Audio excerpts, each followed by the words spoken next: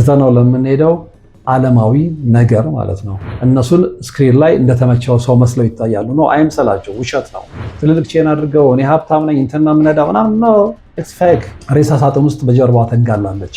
ሻወራ ላይ ተደቅና ቃል ገብታለች። ሚስጥር ማህበር አባላት ኢሉሚናቲን ጨምሮ በተለያዩ የዓለም ክፍሎች ተበትነዋል። ማህበሩን ብከዳ እማቀውን ሚስጥር ባካፈል ምላሴ ተጎልጉሎ ይቆረጥ ስትል ቃል ገብታለች። የሚያለማሙዳችሁ በድመት በፍየል በዶሮ ደም ይሁን እንጂ ከፍ እያለ ነገሮች እየከረሩ ሲሄዱ አባልነታችሁ እየጠነከረ ሲሄድ ግን የሰው ልጅ ደም መጠየቃችሁ የማይቀር ነው።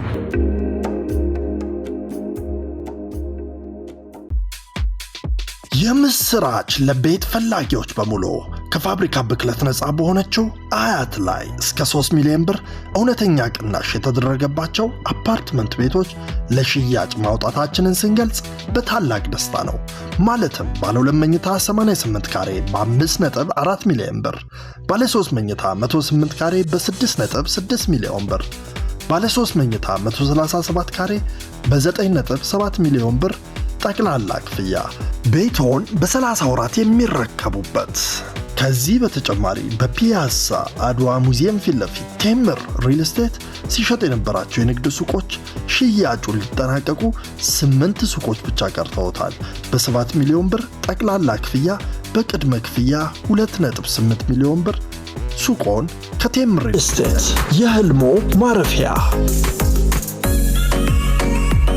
ሰላም ጤና ይስጥልን። በሀገር ውስጥና በመላው ዓለም ትኖሩ ወደ ቻናል ተከታታዮች ይኸው ዛሬም እግዚአብሔር ፈቅዶ ተገናኝተናል። እንግዲህ ለዛሬ በአሜሪካ የምትኖር ኢትዮጵያዊቷ ኢሉሚናቲ ራሷ አንደበት እንዳመነችው ያጋለጠችውንና የነገረችኝን ሚስጥር ነው ወደ እናንተ የማደርሰው። እንግዲህ በተለያዩ አጋጣሚዎች እና ሁኔታዎች የተለያዩ የሚያስገርሙ የሚያስደንቁ ነገር ግን የተከወኑ ተግባራትን እየሰማን ነው። በነገራችን ላይ 3 ያህል በአሜሪካ የሚኖሩ እህቶችን የፕሮግራሚንግ ተከታታዮች በዚህ ሳምንት ውስጥ ሀገር ቤት መጥተው አግኝቻለሁ፣ ተቀብያለሁ። 3ቱም የራሳቸው ታሪክ አላቸው።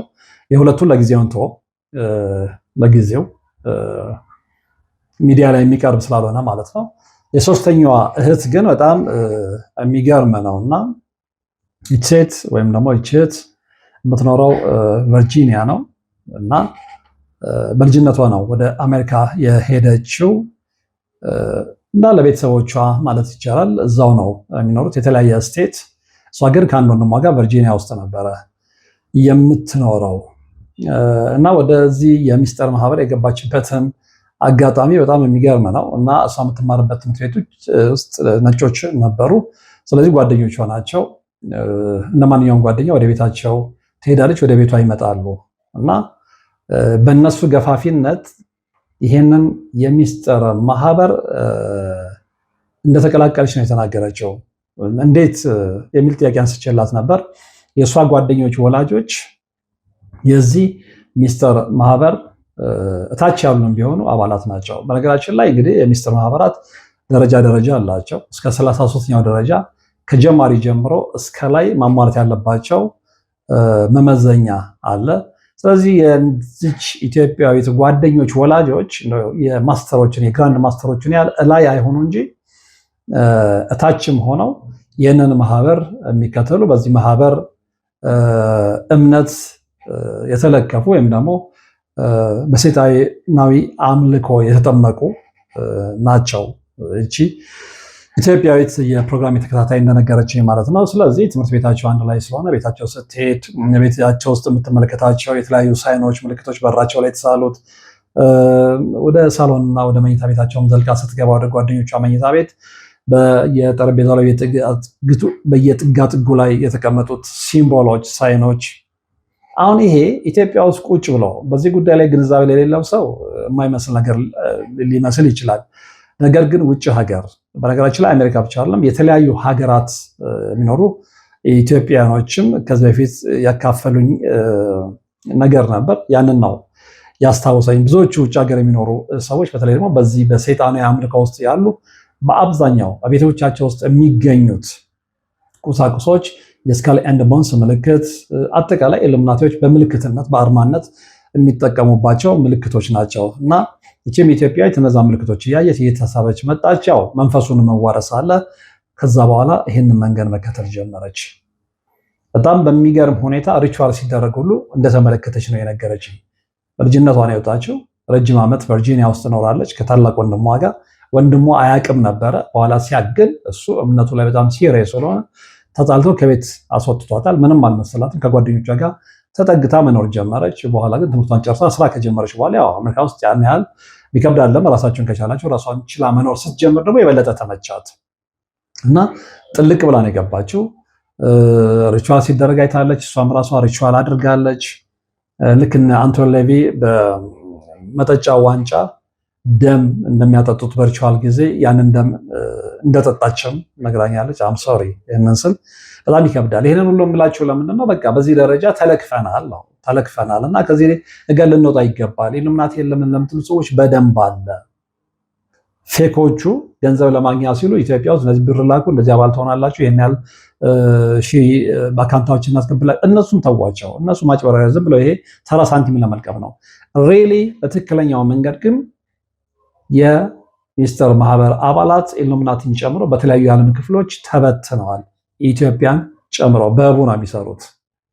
ስለዚህ ስለሚስጥር ማህበር ኢትዮጵያ ውስጥ ብዙ የሰማናቸው ታሪኮች አሉ። የት ቦታ ላይ እንደሆኑ አንዳንድ ልጆች ነው የተለያዩ ሚዲያዎች ላይ በነበርኩበት ሰዓት ላይ እየደወሉ ምን እንዳሏቸው አግኝተዋቸው ምን እንዳወሯቸው ከዛ በኋላ ገብተው ሲያፈነግጡ ምን ብለው እንዳስፈራሯቸው ሁሉ ተናግረዋል። እና በደንብ አለ። በተለይ ወጣቶች በአጭር መንገድ ሀብታም ለመሆን በአቋራጭ መንገድ ለመክበር ይህን መንገድ ሲከተሉ ይስተዋለዋል። እና በፍጹም ከዚህ መንገድ መራቅ አለባችሁ። በደንብ አለ። ብዙ ምስክሮችን ማቅረብ ይቻላል። እዛ ውስጥ የነበሩ ያዩ ምናልባት የምታስታውሱ ከሆነ አንድ ልጅ የኔታ በነበርኩበት ሰዓት ኢንተርቪው ያደረጉት ልጅ ነበረ እና እዛ ውስጥ እንዴት እንደገባ እናቱን ከድህነት ለማውጣት ብሎ የማይወጣበት ማጥ ውስጥ ገብቶ መጨረሻ ላይ ግን ከዛ በትግል እንደወጣ እንደውም አስታውሳለሁ። እኔ ጋር ኢንተርቪው ካደረገ በኋላ አንድ ጀርመን የምትኖር እህት ነው በቃ የገባበትን ስቃይ በደንብ አንደርስታንድ አድርጌዋለሁ። ስለዚህ ችግሩ ገንዘብ ከሆነ እኔ የ3 ወር ወጪውን እችልለታለሁ፣ ገዳም ይግባ ብላ ገዳም ሄዶ ያ ልጅ 3 ወር ገዳም ከቆየ ከጸለየ ካለ በኋላ ወጥቶ ሰላማዊ ህይወት እንደጀመረ አስታውሳለሁ። ስለዚህ በደንብ አሉ ማለት ነው። ይህንን ልጅ እንግዲህ በዛ አይነት መልኩ እንደ ቀልድ የጀመረው ነገር በኋላ ግን ቤተሰቡን ሁሉ ሊያጠፋበት እንደሆነ በደንብ ስላረጋገጠ ነው ከዛ የወጣው። እንደውም አታምልጠንም ሁሉ ብለው ሲይዝቱበት ነበረ። ያንን ከተመለከተ በኋላ በተለይ ሪቹዋሉን አዲስ አበባ ውስጥ ነው ሪቹዋሉን ከተመለከተ በኋላ መታወቂያ ልትወስድ ነገና ሲባል ነው በዛው የጠፋው። ምክንያቱም ቦታቸውን ሄዶ አይቶታል፣ የሚደረገውን ሪቹዋል ተመልክቶታል። ስለዚህ ያንን ሲመለከት ደነገጠ። ምክንያቱም የደም ሪቹዋል ነው የሚደረገው፣ እንደምታስቡት አይደለም። የሚያለማሙዳችሁ በድመት በፍየል በዶሮ ደም ይሁን እንጂ ከፍ እያለ ነገሮች እየከረሩ ሲሄዱ አባልነታችሁ እየጠነከረ ሲሄድ ግን የሰው ልጅ ደም መጠየቃችሁ የማይቀር ነው። ከቅርብ ጊዜ ወዲህ እንግዲህ ምን ያህል ህፃናት እየተጠለፉ እየጠፉ እንደሆነ በየዜና ማሰራጫው እንደዚህ ልጆች ተጠልፎ ለሴጣን ግብር ሆኑ ሲባል ሰማላችሁ። እንግዲህ ብዙ ነገሮች እየተቀላቀሉ ይሰሙ እንጂ አብዛኛው ነገሮች ግን እየሆኑ ያሉ ናቸው። የት መዲናችን አዲስ አበባ ውስጥ ይሄን ሁሉ ምን አያችሁ? ለምንድን ነው እንግዲህ ይቺ ደግሞ የበለጠ ብዙ ነገር ተመልክታለች። አሜሪካ ውስጥ ሆና አባል ሆና በቡ የሚደረጉ ዝግ ቤቶች ውስጥ የሚደረጉ ሪቹዋሎችን ተመልክታለች። እንደ ማንኛውም የኢሉሚናቲ አባል እንደ ጀማሪ የኢሉሚናቲ አባል አባልነቷን ለማጥናት ስትል ሬሳ ሳጥን ውስጥ በጀርባዋ ተንጋላለች። ሻወራ ላይ ተደቅና ቃል ገብታለች። ማህበሩን ብከዳ እማቀውን ሚስጥር ባካፈል ምላሴ ተጎልጉሎ ይቆረጥ ስትል ቃል ገብታለች። ከንፈሬ ከዳር እስከ ዳር ይተርተር ስትል ቃል ገብታለች። ይሄ የሚስጥር ማህበራቱ መሐላ ነው። ያን መሐላች ኢትዮጵያዊት እህት ተግባራዊ አድርገዋለች። ብዙ ነገሮችን ተመልክታለች እና ከዛ ውጭ እንግዲህ እሷ እንደምትለው ነው ብዙዎቹን ማቃቸው ታሪኮችን ነው መልሳ የነገረችኝ እና ለምሳሌ ብዙዎቻችሁ እንግዲህ ስለ ካፒታል ሂል ወይም ደግሞ ስለ ነጩ ቤተመንግስት በደንብ ሰምታችሁ ሊሆን ይችላል እና እቺ ልጅ ስለዛም የምታውቀውን ነገር ነግራኛለች። ሂሮኒመስ መጽሐፍ ላይ ያነበብኩት ነው ትዝ ያለኝ እሷ ስትነግረኝ እና በእርግጥም ካፒታል ሂል እንግዲህ እሷ እንደምትል ይሄ ሴጣናዊ ወንድማማችነት ወይም ደግሞ ሳታኒክ ብራዘርሁድ የነሱ ፖለቲካዊ ህንፃ እንጂ ሰዎች ከውጭ ሆነው እንደሚመለከቱት ዝም ብሎ ቤተመንግስት አይደለም። ምክንያቱም በተለይ ኤሊት የምንላቸው ይሄ ላይ ያሉ በሁሉም የሙያ የመስክ ሁሉም መስክ ላይ ያሉ ታዋቂ ሰዎች አባላት ናቸው። ስለዚህ እነሱ የሚሰበሰቡበት ፖለቲካል ቢልዲንግ ነው እንጂ ካፒታሉ ወይም ነጩ ቤተ መንግስት ዝም ብሎ ህንፃ አይደለም። ስለዚህ እዛ ውስጥ ብዙ ድርጊቶች ይፈጸማሉ። የዓለም ህዝብ ግን የሚሰማው እንዲሰማ የተፈቀደለትን ብቻ ነው። እቺት እንደምትናገረው ብዙ ከሷም የተደበቀ ነገር ቢኖር የተወሰነ ነገር ደግሞ ተገልጾላታል። እንደየደረጃችሁ ነው ብዙ ነገር ልታውቁ የሚፈቀድላቸው። እስከ መጨረሻው 33ኛ ዲግሪ ደረጃ የደረሱት ብዙ ነገር ሊገለጽላቸው ይችላል። ነገር ግን እንደሷ ጀማሪዎች ሆኑና ደግሞ መሀል ላይ ያሉት በቃ የሚፈቀድላቸውን ብቻ ማለት ነውና ይችም ልጅ እንግዲህ የተፈቀደላትን ነው ያየችውን ነው እየነገረችን ያለችውና እንደውም ቃል በቃል የምትለው ምንድነው በሰይጣናዊ ንባቦች ላይ የተሳሰሩት እርጉሞች በኋላ ስለገባት ነው ከዛ ውስጥ የወጣቸው እና ምክንያቱም የሰው ልጅ መስዋዕት ሲሆን ስለተመለከተች አሜሪካ ውስጥ ለደም ግብር የሰው ልጅ በጭካኔ ተላልፎ በግብር ስም ሲሰጥ ስለተመለከተች ነው ከደነዘዘችበት ከእንቅላፋችበት ወይም ደግሞ ገብታበት ከነበረው የጨለማ ዓለም ስትነቃ ያለችበትን ስለተረዳች ነው። እንደገና በወላጆቿም በቅርብ ሰዎቿም ረዳትነት ጸበል ገብታ ተጸልዮላት ብዙ መከራውን አይታ እንደገና ወደ አእምሯ የተመለሰችው እንጂ እንደምሷ እንደምትለው ልክ ያንን ነገር ከተመለከትኩ በኋላ ራሴን እስከ መሳት እስከ ማበድ ደርሼ ነበር ነው ያለችው። ምክንያቱም እዛ ውስጥ የሚደረገው ነገር ለጆሮ የሚከብድ ለአእምሮ የሚከብድ ተግባር ስለሆነ እና ብዙዎች እንደቀልድ ነው እዛ ውስጥ የሚገቡት። አንድ ወይም ውጭ ሆኖ የሚነገረው ነገር የሚፈጸም አይመስላቸውም። አንድ ሁለተኛ ደግሞ ከዛ ጀርባ ያለው ገንዘብ ያጓጓቸዋል። ለምሳሌ ሴሌብሪቲዎች ገንዘብ አገኙ፣ ዝነኛ ሆኑ፣ ውድ መኪና ነዱ፣ ዓለም አጨበጨበላቸው፣ የግል ሄሊኮፕተር አላቸው፣ የግል አውሮፕላን። ይሄ ነገር ሲሰማ የብዙዎቹን ወጣቶች አእምሮ ይቀይረውና እኔ እዛ ውስጥ ገብቼ በቃ ዓለማዊ ህይወቴን በተንደላቀቀ ሁኔታ ካሳለፍኩ ለነገ ህይወቴ ለሰማይ ህይወቴ ምን አገባኝ፣ ስለማላቀው የማያውቁት ሀገር አይናፍቅም አይነት ማለት ነው። ግን ነው በዛ መሸወድ የለብንም እና ብዙዎች ከገቡ በኋላ ግን ልክ እንደዚህ እህት እዛ ጋ ያለውን ተግባራዊ ነገር ሲመለከቱ ራሳቸውን እስከ መሳት እስከ ማበድ የደረሱ አሉ። ምክንያቱም እዛ ውስጥ እግዚአብሔር አይበለውና እዛ ውስጥ ገብታችሁ የሆነ ህፃን ልጅ ፊት ለፊታችሁ ለሰይጣን ግብር ሲሆን ሲታረድ ብትመለከቱ ምንድነው ፊልም የምታደርጉት? ስለ ናይንዝ ሰርክል የሰራሁትን ዶክመንታሪ በጣም የቆየ የተከታተላችሁ ታስታውሳላችሁ። መጽሐፌም ላይ አካትቼዋለሁ። ናይንዝ ሰርክል የሚባል በጣም አስቀያሚ የሆነ በልጆች ላይ ትኩረት የሚያደርግ ልጆችን ኪድናፕ እያስደረገ ለሰይጣን መስዋዕትነት የሚያውል የሚስጥር ማህበር አለ። ናይንዝ ሰርክል 9ኛው ክበብ ነው እየተባለ የሚጠራው። በርካታ ህፃናቶች እንደውም አንድ ጥናት ላይ ያነበብኩት በተለይ በአንድ የአዳሪ ትምህርት ቤት ብቻ እጅግ በርካታ ሺህ ህፃናት ተጠልፈው ለሰይጣን ግብር ውለዋል። ይሄ ነገር እንዳይመጣ ነው ኢትዮጵያ ውስጥ እኛ እየጣርን ያለ ነው። ይሄ ነገር ኢትዮጵያ ውስጥ አፕላይ ተደርጎ ህፃናት እንዳይጠፉ ነበር ስንጮህ የነበረው። ነገር ግን በከፊል የሆኑ ነገሮችን ሰዎች ለማዳመጥ ይሞክሩ እንጂ ያሰብነው ያህል ግን ስኬታማ ነን። እኔ በተለይ ስኬታማ ነኝ ብዬ አላስብም። የሚችለውን ጥረት አድርጌያለሁ። ግን ይሄ ጥረት ቢያንስ አንድ ህፃን እንኳን እንዳይጠፋ አንድ ህፃን ሰለባ እንዳይሆን ለማድረግ ነበር። ነገር ግን ማለ ህፃናቶች እየጠፉ ነው። በቅርቡ እንኳን የምታስታውሱት ነገር ነው። ቦሌ አራብሳ አንድ ህፃን ልጅ ሞቶ በጣም አወዛጋቢ ሆኖ እንደነበር እናውቃለን። ከሱ ጋር ተያይዞ እንግዲህ አንድ ህፃን ብቻ አይደለም 11 ህፃናት ተሰውሯል የሚልም ነገር ሰምተናል። እና ይሄንን ነገር ስትመለከቱ ይሄን ነገር እንደቀላል ነገር ልትመለከቱት አይገባም። ለምንድን ነው ኢትዮጵያ ውስጥ ይሄ የሆነ ያለው? ከዛ ጀርባ ያሉ ሳላየት እነማን ናቸው? ስለዚህ እንዴት ነው ሊቆም የሚችለው? እንዴት ነው ልጆቻችንን የምንጠብቀው? እንዴት ነው ከሰይጣናዊ ግብር የምናድናቸው የሚለው ነገር በደንብ ካልተሰራበት ከዚህ የበለጠ መስዋዕትነት ልንከፍል እንችላለን። ከዚህ የበለጠ ወላጆች ሊያለቅሱ ይችላሉ። ስለዚህ ያ ነገር መቆም አለበት። የወላጆች እንባ መገደብ መቻል አለበት። አለበለዚያ ከባድ ነውና ልክ እሷ እንዳለችው እንግዲህ ዴቪድ አይክም ይሄንን ነገር ይደግፈዋል። ምንድነው ያለው? ካፒታል ሂል ኢዝ ኖት አ ፖለቲካል ቢልዲንግ ኢት ኢዝ አ ቴምፕል ቱ ዘ ሳታኒክ ብራዘርሁድ ነው የሚለው። ይሄ ካፒታል ሂል ፖለቲካዊ ቢልዲንግ ወይም ደግሞ ህንፃ አይደለም፣ ወይ ነው ባለስልጣናት የተሰበሰቡ ምክር ቤት ምናምን የሚሉበት ህንፃ አይደለም። ቴምፕል ነው፣ ለነሱ መቅደሳቸው ነው።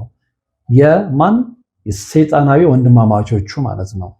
ስለዚህ ይሄ ነገር ላይ ላሉት ብቻ ጎልቶ ይሰማ እንጂ ወደ ታች ወርዶ ግን ብዙዎችን ወደ ሰይጣናዊ መስመር ለማስገባት እስከ ደም ግብር ለማስከፈል በደንብ የተሰራበት ነው፣ አፍሪካ ሀገራችንን ጨምሮ ማለት ነው። እና ይሄ ዛሬ የተጀመረ አይደለም። ብዙ ሪቹዋሎች ተደርገዋል። በነገራችን ላይ ይህንን ሪቹዋል እቺም ልጅ ታስታውሰዋለች። እንግዲህ ከምስጢራዊ ማህበራቱ መካከል የአንዳቸውን መንፈሳዊ ስርዓት እንኳን ዝም በምናብ ልታዩት ትችላላችሁ። ላሳያችሁ እችላለሁ። እንግዲህ ከተደረጉ ጥናቶች ላይ ተነስተን ማለት ነው። ለምሳሌ ራሳችሁን ስርዓቱ በሚከናወንበት ስፍራ ጥግ ላይ ቆመው እንደሚመለከት ሰው ከቆጠራችሁት ምንድን ነው የሚሆነው? ስርዓቱ ለምሳሌ ሲጀመር ክታብ ያጠለቀ አዛዥና መሪ እነሱ ማስተር ነው የሚሉት የክብር ስፍራውን ይይዛል። ከዛ ክፍሉ በሻማ ብርሃን ወግ ይላል። ከዛ አስፈሪ ጸጥታ ይሰፍናል። አባል ለመሆን የታጨው ሰው እንግዲህ የኢሉሚናቲ አባል ማለት ነው በጉልበቱ ይንበረከካል። የልብ ትርታን በሚያንረው ክፍል ውስጥ የገዶ ጥገና መሳሪያዎች እና እንግዲህ ወረንጦን ጨምሮ ወረንጦ ብዙዎቻችሁ ታውቃላችሁ ብዬ አስባለሁ። የጫፉ ላይ እነዚህ ለጉጠት መያዣ ነገር ያለው ማጉያ መነጽሮ የማይክሮስኮፕስ ይታያል። ሂደቱ ይጀምራል። ከዛ እንግዲህ ምንድነው የሚሆነው? መሪው ወይም ደግሞ የነሱ ማስተርስ የሚሉት ቁራጩን ወረቀት ከእጩ ፊት ያስቀምጥና ትዕዛዝ ያስተላልፋል። የአይን መነጽሩን አድርገው ማለት ነው። እጩ ወይም ደግሞ የአዛዡን ማስተሩን ትዕዛዝ ተግባራዊ ያደርጋል። ከተቀመጡ ቁሶች መካከል የአይን መነጽሩን ያነሳና ያደርጋል። ከዛ ማስተሩ ትዕዛዙን ይቀጥላል። ምንድነው የሚለው? አንብብ ይለዋል። እጩ ሰው አይኑ በመነጽሩ ተጨቁሮ የተቀመጠን ወረቀት አንስቶ ለማንበብ ይሞክራልና ወረቀቱ ባዶ ነበርና ለማንበብ አይችልም። ይሄ እንግዲህ ሪቹዋላቸው ነው፣ ፕሮሰሱ ማለት ነው። አይችልም። ከዛ በኋላ በቃ ማንበብ ካልቻልክ እንዳትሸበር ነው የሚለው። ሌላ ዘዴ ያለ ቃል ይገባለታል። ከዛ ማስተሩ ጠጋ ይልና የዚህን ሰው ወይም ደግሞ የእጩን አይኖቹን በጨርቅ ይጠርግለታል። ለሁለተኛ ጊዜ እንዲዘጋጅ ይነግረዋል። ከጠረጴዛው ላይ ነገር ወረንጣዎቹን ካነሳ በኋላ ወደ እጩ ይበልጥ ተጠግቶ ምንድነው የሚያደርገው? የበሩ ሻማዎቻችን ከፍ አድርጎ ይይዝለታል። ከዛ በኋላ ቅንድቡን መንጨት ይጀምራል። ይሄ ሁሉ እንግዲህ ሪቹዋል ለሰይጣን የሚደረግ ሪቹዋል ነው። ከዛ የአይን ቆዳው እንግዲህ ጉዳት ደረሰበት አልደረሰበት ለእነሱ ምንም አይደለም። ዋናው ሪቹዋል መደረጉ ነውና ከዛ በኋላ ምንድን ነው የሚሆነው? ወረቀቱ ላይ በእጅ የተጻፈ ጽሑፍ የሰፈረበትን አይኑ ስር ያቀርብለታል። በኋላ ማንበብ ቻልክ ወይ ሲለው ልክ ተጠግቶ ማንበብ ሲችል አሁን ማንበብ ችያለሁ ይሏል።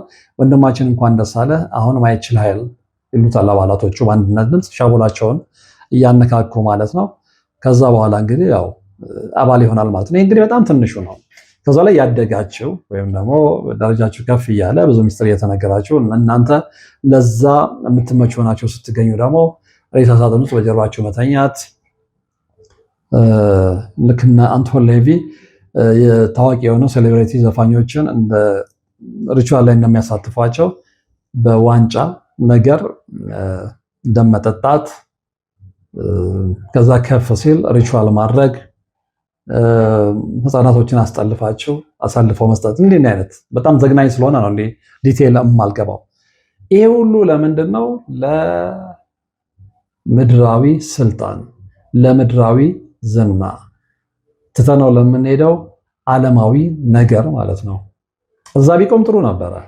ይሄ ኮተት ነው እንግዲህ ኢትዮጵያ ውስጥ መጥቶ ምንም የማያውቁ ህፃናት ልጆችን እያስጠለፈ ያለ ብዙዎቹን የሀገራችንን አርቲስቶች ከሌላው ከፍ ያደረገ እያስመሰለ በቅጀት ዓለም እያዋለለ ክሊፕ ሲሰሩ ብዙ ብር የዛ ኤጀንቶች እያፈሰሱላቸው በውድ መኪና ምስኪኑና ተራው ኢትዮጵያዊ ላይ እየዘነጡ ሌላ ዓለም ውስጥ የሚገቡት ግብረ ሰዶማዊ የሚሆኑት ደጋግሜ ተናግሬያለሁ። ያው ሺህ ጊዜ መደጋገም ይሆናል እንጂ ኢትዮጵያዊ አርቲስቶች ሆነ በግብረ ሰዶማዊነት የጨማለቁ ከወንድም ከሴትም አሉ። ይሄን ደጋግመን ተናግረናል። ሌላ ለምንም አይደለም። እዛ ቀለበት ውስጥ ስለገቡ በዛ መስመር ውስጥ እየተጓዙ ስለሆነ ዝና ስለሚያታልላቸው ከሌላው በልጠው መታየት ስለሚፈልጉ ቼን አድርገው አለሁ ለማለት እንዲጨበጨብላቸው ምንድነው የሚያደርጉት? ነፍሳቸውን ለሰይጣን አስይዘው ወይም ደግሞ ሸጠው እነሱን ስክሪን ላይ እንደተመቸው ሰው መስለው ይታያሉ። ነው አይምሰላቸው፣ ውሸት ነው። አብዛኛዎቹ እንቅልፍ ስለሌላቸው በእንቅልፍ ማስወሰጃ ኪኒን ነው ያሉት። የእኛም ሀገር አርቲስቶች ከላይ ስትመለከቷቸው የተመቻቸው ነው የሚመስላቸው። ክሊፖቻቸው ስትመለከቱ እንዴት አምሮበታል ነው የምትሉት፣ ግን አይደለም። ከዛ ጀርባ ያለው ህይወታቸው ስክሪን ላይ እንደምትመለከቱት አይደለም። ስለዚህ የሀገሬ ወጣቶች ተጠንቀቁ። ውሸት ነው አሁን የምትመለከቱት ነገር፣ ይሄ ብልጭልጩ ነገር ምናምን እዚህ ላይ ትልልቅ ቼን አድርገው እኔ ሀብታም ነኝ እንትና ምነዳ ምናምን ነው። ኢትስ ፌክ። የተጭበረበረ ዓለም ውስጥ ነው ያለ ነው። ከተረጋጋው ዓለም ርቀናል። ከሰከነው ዓለም ርቀናል። ጧት ተነስተን ደስ የሚል የፀሐይ ብርሃን ለማየት ከመታደል ርቀናል። ቀኑን ሙሉ ከጓደኞቻችን ጋር በሰከነ ደስ የሚል በተረጋጋ ሰላም ኳስ የተጫወትን ተፈጥሮን እያደነቀን የምናልፍበት ጊዜ አልፏል። አሁን ውዥንብር ዓለም ነው። ብሩ ከየት እንደሚመጣ አይታወቅም። ከዛም ታመጣዋለህ። በብሩ ግን ደስተኛ አይደለም። ድሮ 1 ብር ካለ ከጓደኞች ጋር ሼር ታደርጋለህ። 10 ብር ካለ ሀብታም ነህ።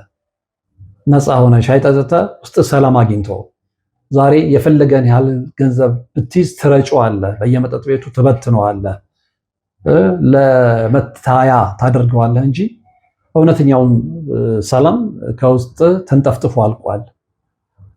ችግራቸው ምንድነው? ለምን ብለን አንጠይቅም? ለምን ብለን ብንጠይቅ ዓለም እየተመራ ያለው በሚስጥር ማህበራት ከጀርባ ባሉ በሰይጣን በሚመሩ የሰይጣን አሽከሮች በሆኑ ኃይላት እንደሆነ እናውቃለን። እነዚህ ኃይላት ግን እጃቸውን አሁንም ኢትዮጵያ ውስጥ አሳርፈዋል። በርካታ ኢትዮጵያውያን በማወቅም ባለማወቅ ያንን መንገድ ተከትለዋል። ባለታሪካችንን አሜሪካ ነዋሪ የሆነችውንና አሁን ለእረፍት ሀገር ውስጥ የምትገኘውን ኢትዮጵያዊት እህት ጨምሮ ማለት ነው። ነገር ግን ይሄ መንገድ ትክክለኛ መንገድ አይደለም።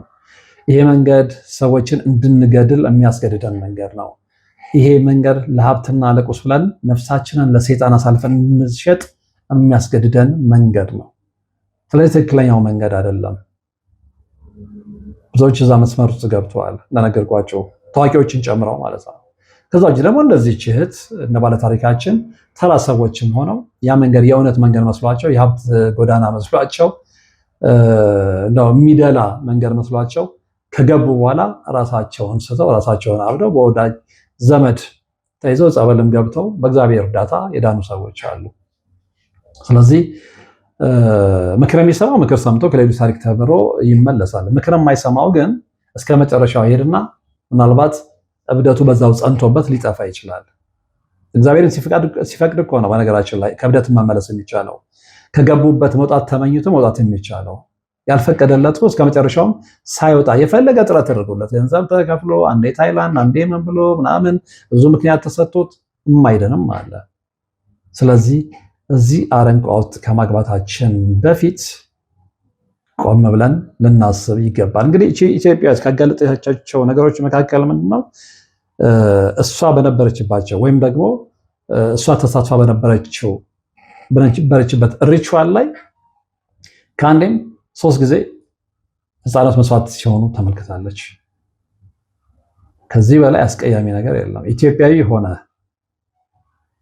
የእምነት ሀገር ውስጥ ተወልደህ ወላጆች ስለ እምነት ስለ ባህል አስተምረውክ ነግረውክ ፍጹም የማታውቀው ዓለም ውስጥ ሄደህ በእንደዚህ አይነት ሰይጣናዊ እምነት ውስጥ ተጠምቀህ ገብተህ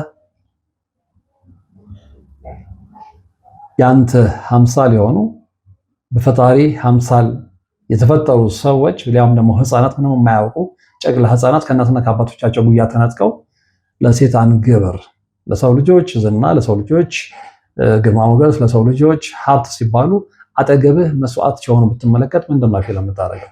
ስለዚህ ሰዎች ሆይ ወደ ልቦናችን እንመለስ። ደጋግሜ እንደምለው ማለት ነው ወደ እግዚአብሔር መንገድ እንመለስ።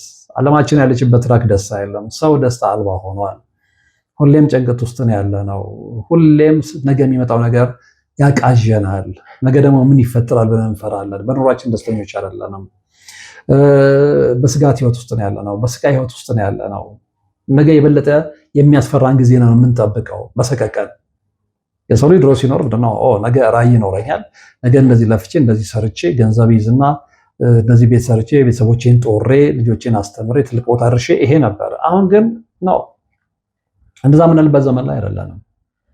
የፈለገ ብትሰራ አግኝተህ ወይም ደግሞ ሰርተህ ብታገኝ ነገ ያ ገንዘብ ያንተ እንዳልሆነ ልቦና ይነግራል። ምክንያቱም ሲስተሙ ሊቀማ ይችላል። ዛሬ እያየን ያለነው ያንን ነው። ዛሬ ሀብታም የነበሩ ሰዎች ነገ ምንም የላቸውም። ትላንትና በብዙ ነገሮቻቸው በንብረቶቻቸው የተመኩ ሰዎች ነገ ንብረቱ ምናልባት የነሱ ላይሆን እንደሚችል አሁን በተግባር እየተመለከቱ ያለው ነገር አለ። ይሄ ሁሉ የመጣው ለምንድን ነው ብለን ስለማንጠይቅ ነው እየተጎዳን የመጣ ነው። ስለዚህ ያለንበት ዓለም ያለንበት ዘመን አስተማማኝ ስላልሆነ አስተማማኙ የእግዚአብሔር ዓለም ወይም ደግሞ የእግዚአብሔር ስፍራ ብቻ ስለሆነ እሱን እያሰብን ከውስጣችን ጋር ታርቀን እውነተኛውን ሰላም የግላችን ለማድረግ እንሞክር። አለበለዚያ ከባድ ዘመን ላይ ነው ያለነው ለማለት ነው። አብራችሁኝ ስለነበራችሁ ወደፊትም አብራችሁኝ ስለምትሆኑ አመሰግናለሁ። በቀጣይ በሌላ መርሃ ግብር እንገናኛለን። እስከዛው ግን ያላችሁበት ሰላም። የምስራች ለቤት ፈላጊዎች በሙሉ ከፋብሪካ ብክለት ነፃ በሆነችው አያት ላይ እስከ 3 ሚሊዮን ብር እውነተኛ ቅናሽ የተደረገባቸው አፓርትመንት ቤቶች ለሽያጭ ማውጣታችንን ስንገልጽ በታላቅ ደስታ ነው። ማለትም ባለ 2 መኝታ 88 ካሬ በ5.4 ሚሊዮን ብር፣ ባለ 3 መኝታ 108 ካሬ በ6.6 ሚሊዮን ብር፣ ባለ 3 መኝታ 137 ካሬ በ9.7 ሚሊዮን ብር ጠቅላላ ክፍያ ቤቶን በ30 ወራት የሚረከቡበት። ከዚህ በተጨማሪ በፒያሳ አድዋ ሙዚየም ፊት ለፊት ቴምር ሪል ስቴት ሲሸጥ የነበራቸው የንግድ ሱቆች ሽያጩን ሊጠናቀቁ 8 ሱቆች ብቻ ቀርተውታል። በ7 ሚሊዮን ብር ጠቅላላ ክፍያ በቅድመ ክፍያ 2.8 ሚሊዮን ብር ሱቆን ከቴምር ሪል ስቴት የህልሞ ማረፊያ